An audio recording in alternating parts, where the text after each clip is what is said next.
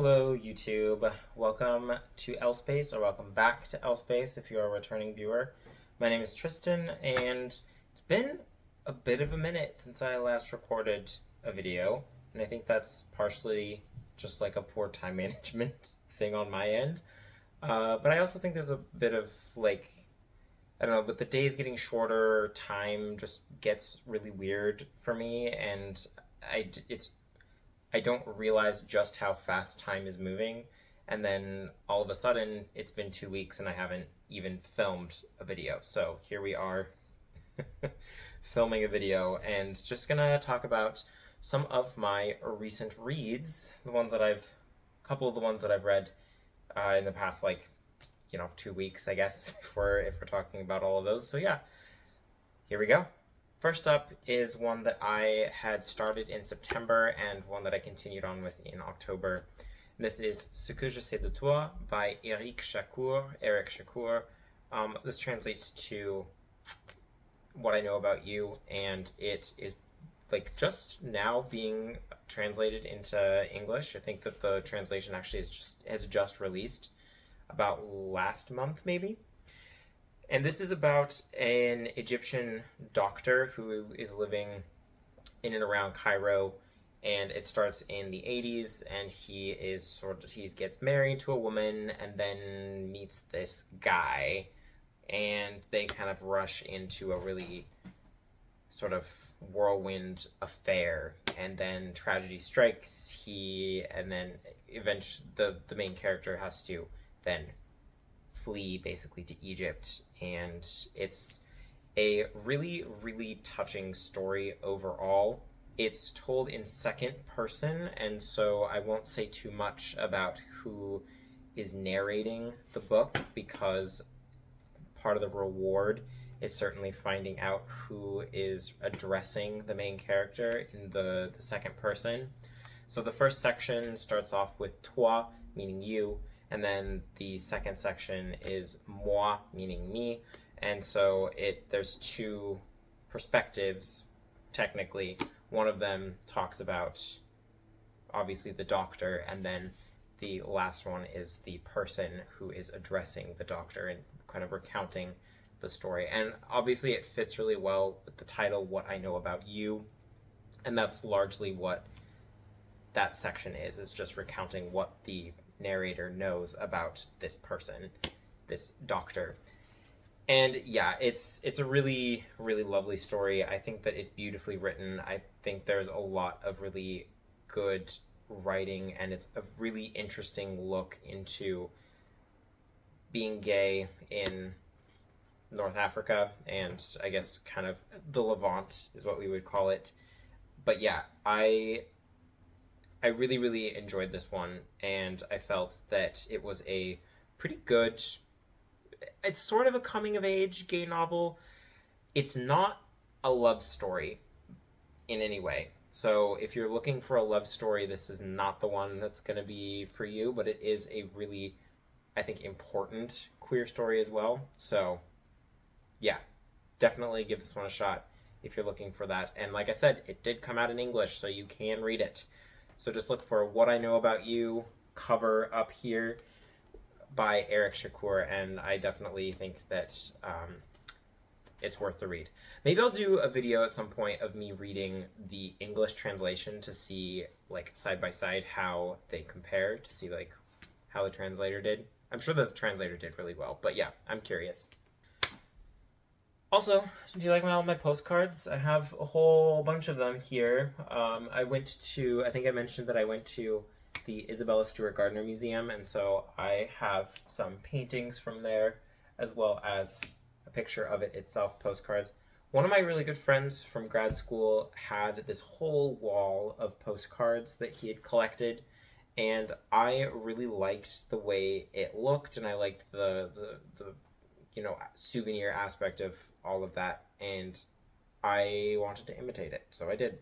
And then this is from the AIDS Grand Fury. They were the one that produced this particular image as a Kissing Doesn't Kill poster and publicity thing. And This, however, comes from Eric Servini's Very Gay Book Club. It says asterisk very gay in the middle of them. So I just like, this is the box, part of the box that it shipped in, so I just literally cut the box off and stuck it to my wall because I love the image. Cool. So next is, it's very warm.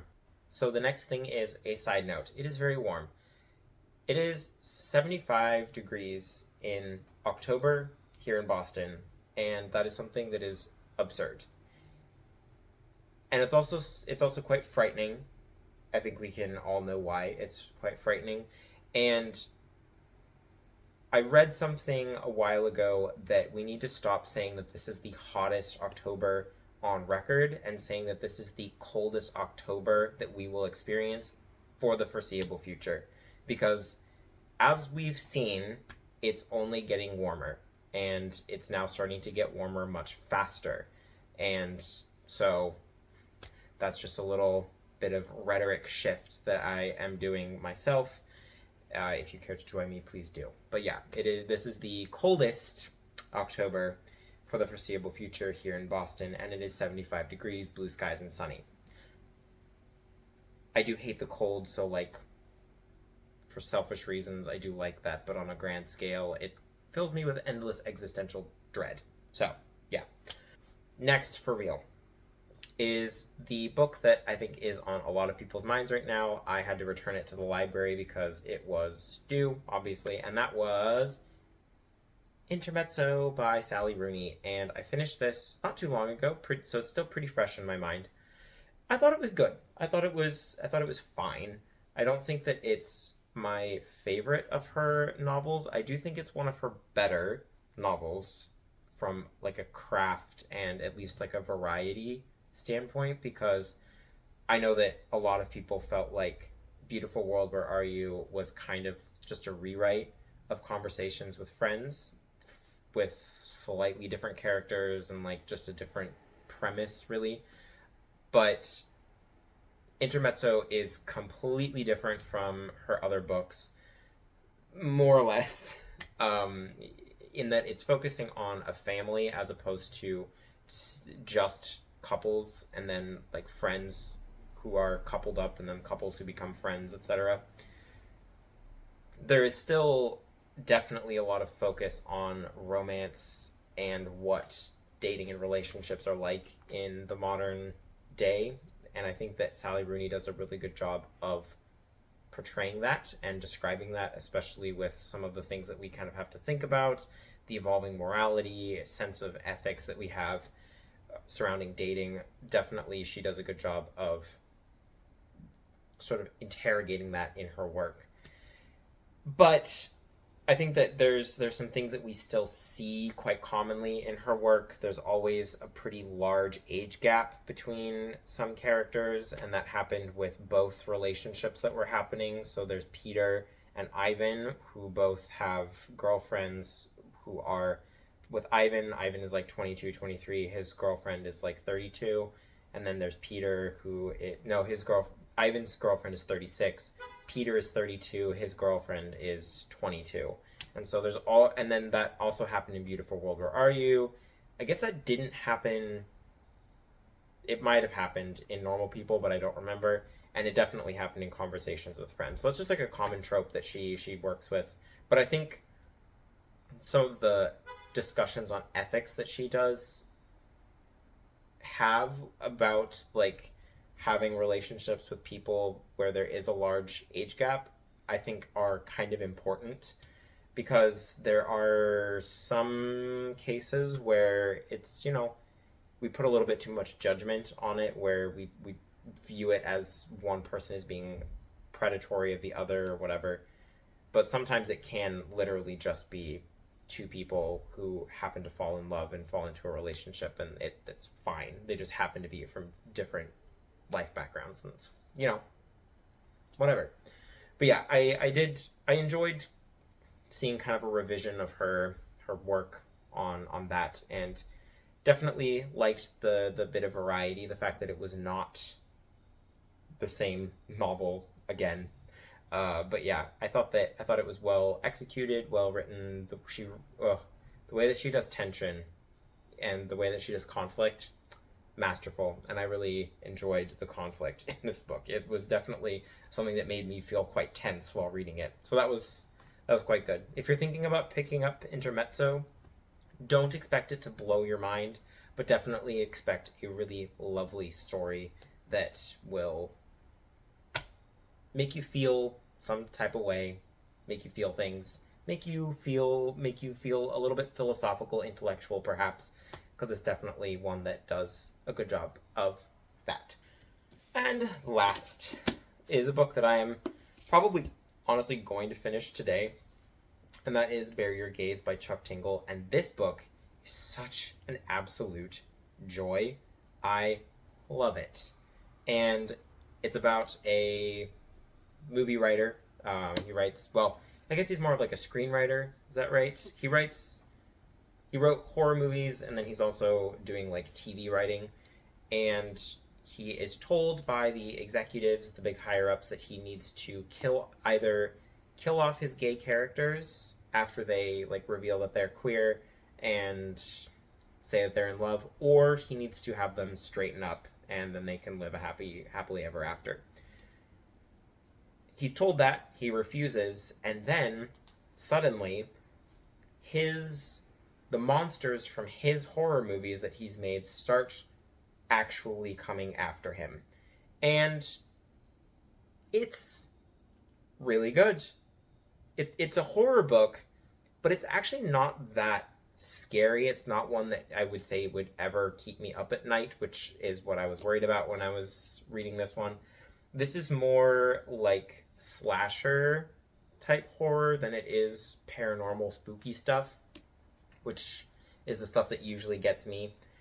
But the writing is very engaging. It's conversational. It's very, very easy to consume, and so it's also quite a quick read. And yeah, I mean, you find out pretty quickly that the enemy all along is just capitalism, which I think is just true of the world and everything in general, but I won't go into any more detail as to why or how capitalism is causing problems. But yeah, I I really like it. It's funny for sure. So like he does a lot of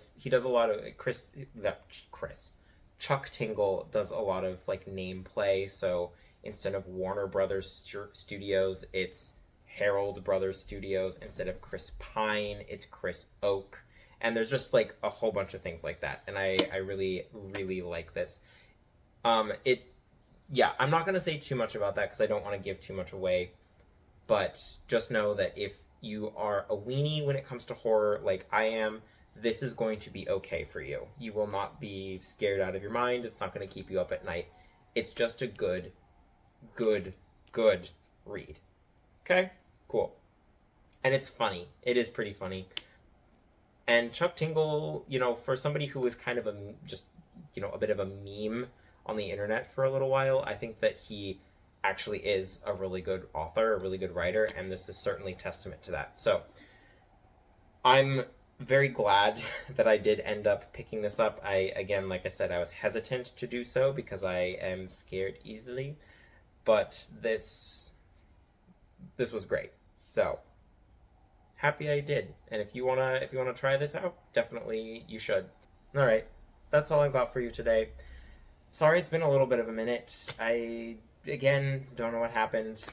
It really is, I think, a product and symptom of the season that it's just my perception of time goes out the window. But I'll try to kind of get myself back on track here when it comes to especially responding to comments. I've not been very good at that. I'm going to definitely respond to all the comments that have not been answered yet when I'm uploading this. So thank you very much for watching this one. I hope to see you again very soon for another video, and until then, of course, take care. Bye-bye.